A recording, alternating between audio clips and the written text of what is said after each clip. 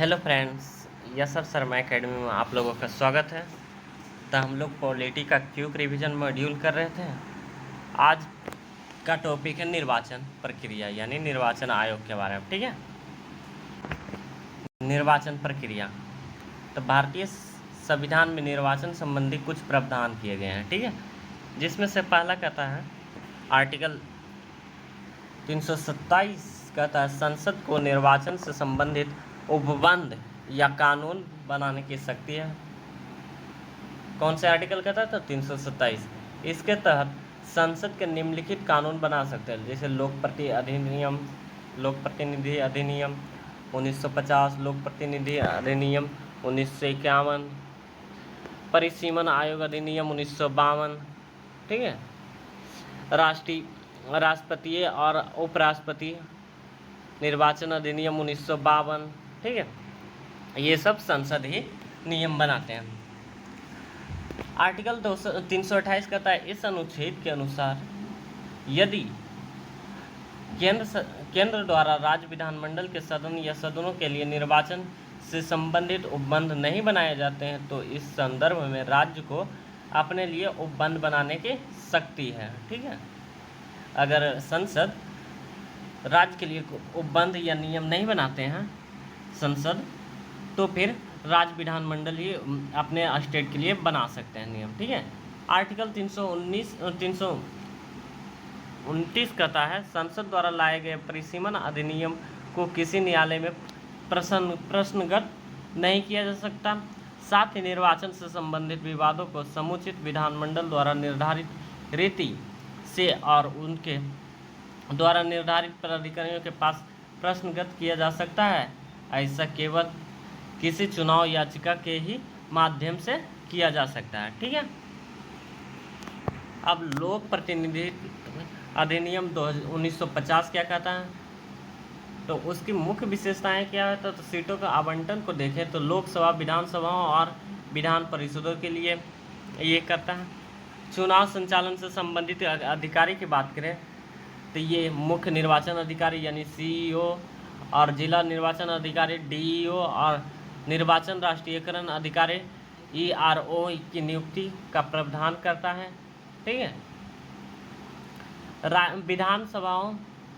विधानसभाओं और संसदीय निर्वाचन क्षेत्रों के लिए मतदाताओं की सूची की अगर देखें तो प्रत्येक आम चुनाव और प्रत्येक उपचुनाव से पहले इलेक्शन कमीशन ऑफ इंडिया के निर्देश पर तैयार की जाती है और उसमें से आवश्यक बदलाव किए जाते हैं, जिसमें निम्नलिखित परिस्थितियों में मतदाता सूची में कोई संशोधन नहीं किया जाएगा। जैसे निर्वाचन के लिए नामांकन पत्र दाखिल करने के अंतिम तिथि के बाद उसके बाद सुधार नहीं होगा उस निर्वाचन को समाप्ति से पहले।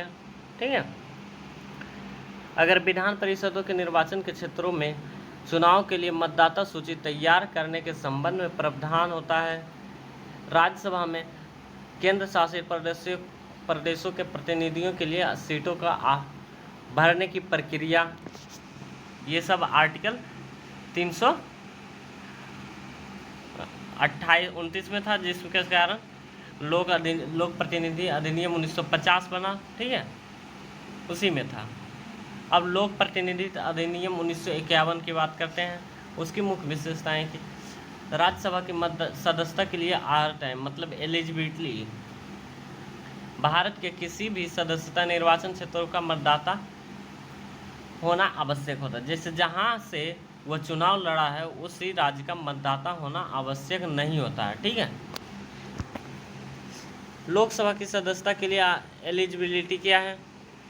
तो भारत के किसी भी संसदीय निर्वाचन क्षेत्र का मतदाता, हालांकि SC ST के लिए आरक्षित सीट पर चुनाव लड़ने के लिए असम या स्वदेशी जिलों के अलावा व्यक्ति को उस राज्य या केंद्र शासित प्रदेशों की या किसी अन्य राज्य या केंद्र शासित प्रदेशों जैसे असम के जनजातीय क्षेत्रों को छोड़कर के किसी भी SC ST समुदाय का सदस्य होना चाहिए, किंतु SC ST समुदाय के सदस्य अनारक्षित सीटों पर चुनाव लड़ सकते हैं, यानी SC ST के लिए बस वही चुनाव लड़ सकते हैं।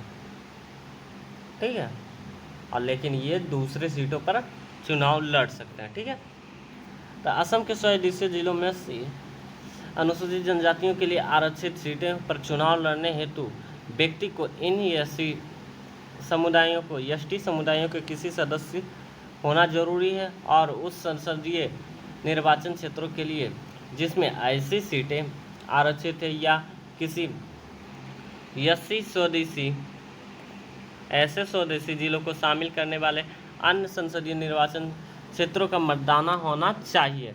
असम के मामले में ऐसी संरचनात्मक व्यवस्था लक्षद्वीप और सिक्किम पर भी लागू होता है, यानी असम, लक्षद्वीप और सिक्किम ये तीनों पर भी लागू होता है। ठीक है। विधान परिषद की सदस्यता के लिए क्या एलिजिबिलिटी है, तो SC/ST के लिए आरक्षित सीटों पर चुनाव लड़ने के लिए व्यक्ति को किसी भी जाति या जनजाति का सदस्य होना, ठीक है, उस केंद्र शासित प्रदेशों या किसी भी संसदीय निर्वाचन क्षेत्रों का मतदाता होना आवश्यक है।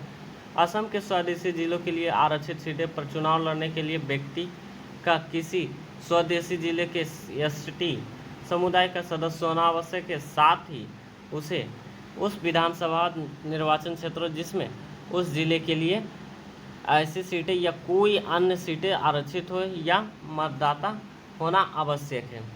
किसी अन्य सीटों पर चुनाव लड़ने के लिए व्यक्ति को उस राज्य केंद्र शासित प्रदेशों का मतदाता होना चाहिए। आर्टिकल 371 खंड 2 कहता है, निर्देशित कालावधि के लिए कोई व्यक्ति नागालैंड विधानसभा में तुएनसांग जिले को आवंटित किसी सीट को भरने के लिए चुने जाने हेतु तभी पात्र होगा जब वह इस अनुच्छेद में निर्देशित प्रादेशिक परिषद का सदस्य हो। ठीक है। अब बात करते हैं विधान परिषद की सदस्यता की एलिजिबिलिटी क्या है, तो व्यक्ति को राज्य के किसी भी विधानसभा निर्वाचन क्षेत्र का मतदाता होना चाहिए। दूसरा कहता है राज्यपाल के नाम निर्देशन द्वारा भरी जाने वाली सीटें के लिए व्यक्ति को उस राज्य या केंद्र शासित प्रदेशों के लिए साधारण निवासी होना चाहिए। ठीक है फ्रेंड्स। तो आज हम लोग यहीं पर समाप्त करते हैं।